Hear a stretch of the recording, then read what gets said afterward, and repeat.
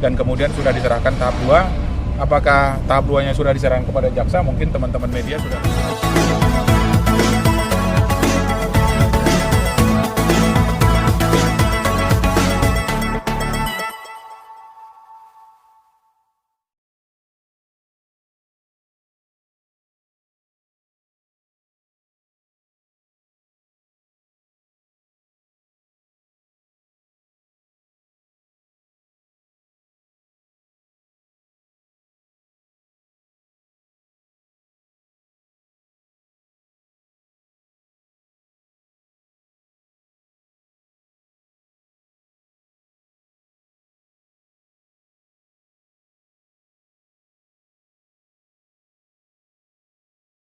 Abang dari mana bang? Ya baik, terima kasih media, kawan-kawan media ya. Saya baru saja tadi gelar perkara dengan Satgas Anti Mafia Tanah di Bareskrim, yang mana kami telah melaporkan dua perusahaan, ya, oknum perusahaan yaitu PT SMS dan oknum PT Multrada, yang mana perkara ini sudah saya tangani sejak Desember 2025. Penyerobotan lahan yang seluas 5.900 hektar di Kabupaten Lahat. Hasilnya gimana bang?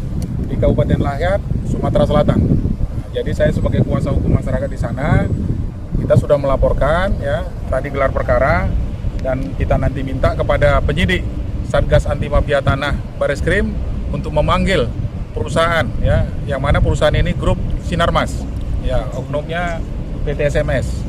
Nah, ini merugikan masyarakat Kabupaten Lahat seluas 5.900 hektar. Sebenarnya semuanya seluruhnya 48.000 hektar, tapi yang diberikan kuasa kepada kita itu 5.900 hektar. Dan kami minta nanti kepada penyidik untuk memanggil para pihak-pihak yang terkait dalam hal ini. Hasil pertemuan dengan di atas gimana bang hasilnya? Ya, Responnya. jadi mereka akan gelar lagi internal dengan penyidik agar nanti melakukan pemanggilan para pihak yang dilaporkan. Bukti-buktinya apa aja bang tadi? Ya, bukti SK Menteri Dalam Negeri 1984, ini lahan sebenarnya lahan ekstra migrasi. SK Mendagri tahun 1984, ya kan? Itu sudah banyak di media juga sudah beredar itu kemarin itu dengan teman-teman media.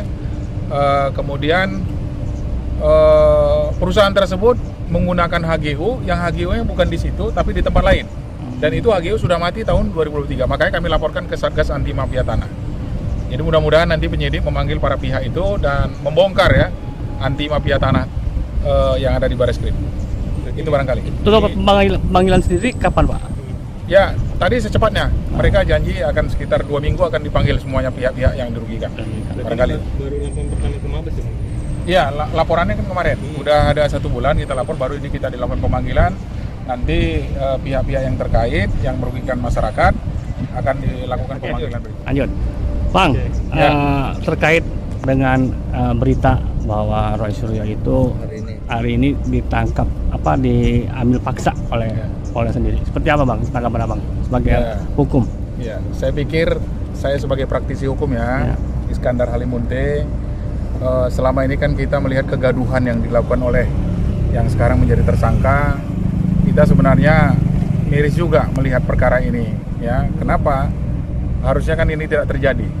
Kenapa tidak dari dulu dilakukan ini laporan segala macam? Tapi juga kita sudah melihat ada beberapa tersangka yang mereka mengusik ijazahnya Pak Jokowi kan.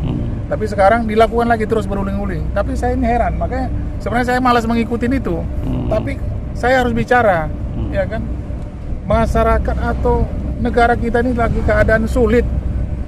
Jadi kalau membuat kegaduhan gara-gara ijazah, udahlah, Pak Jokowi itu juga sudah jadi presiden 2 periode. Untuk apa lagi dibongkar-bongkar, ya kan? Terus kalau terbongkar ijazah palsu, emangnya mau dipenjarain Pak Jokowi? Kan malu kita seluruh Indonesia ini nantinya warga kita. Ya sudahlah. Tidak mesti kejahatan ataupun, ya saya mengatakan bahwa belum ada ya putusan pengadilan yang menyatakan bahwa ijazah Pak Jokowi itu palsu, ya kan?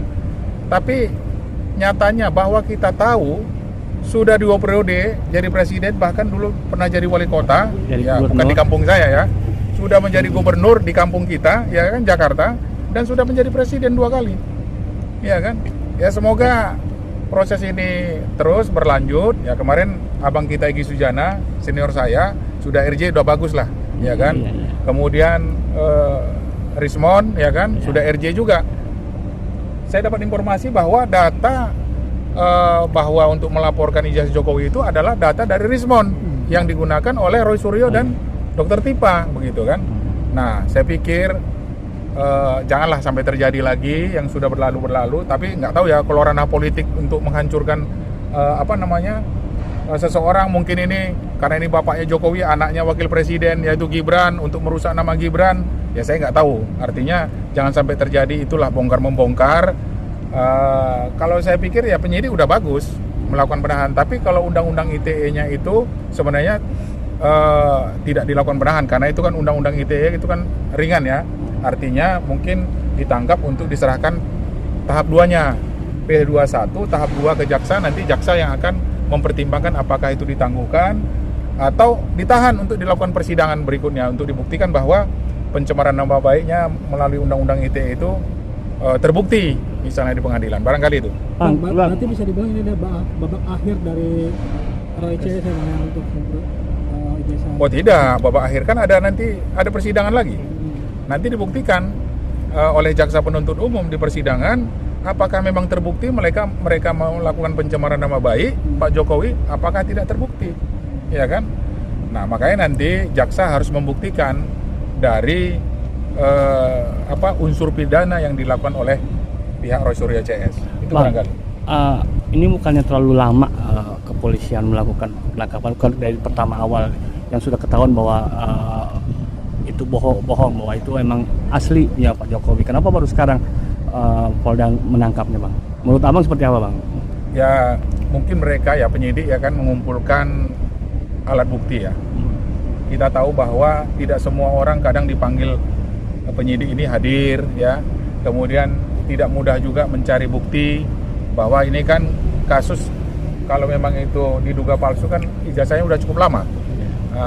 Ya artinya mengumpulkan bukti-bukti siapa lagi dosennya dulu, kemudian siapa saksi hidupnya, kemudian bukti apa, kemudian universitasnya juga harus memberikan keterangan, kan begitu. Jadi perkara-perkara yang sudah lama itu ya wajar, maklum aja, kecuali perkaranya pembunuhan baru terjadi, baru hangat itu mayat kan gitu kan. Kalau ini kan memang ijazah yang dilaporkan tahun berapa? 1983. Oh iya. 83. Nah 83 itu dosennya siapa?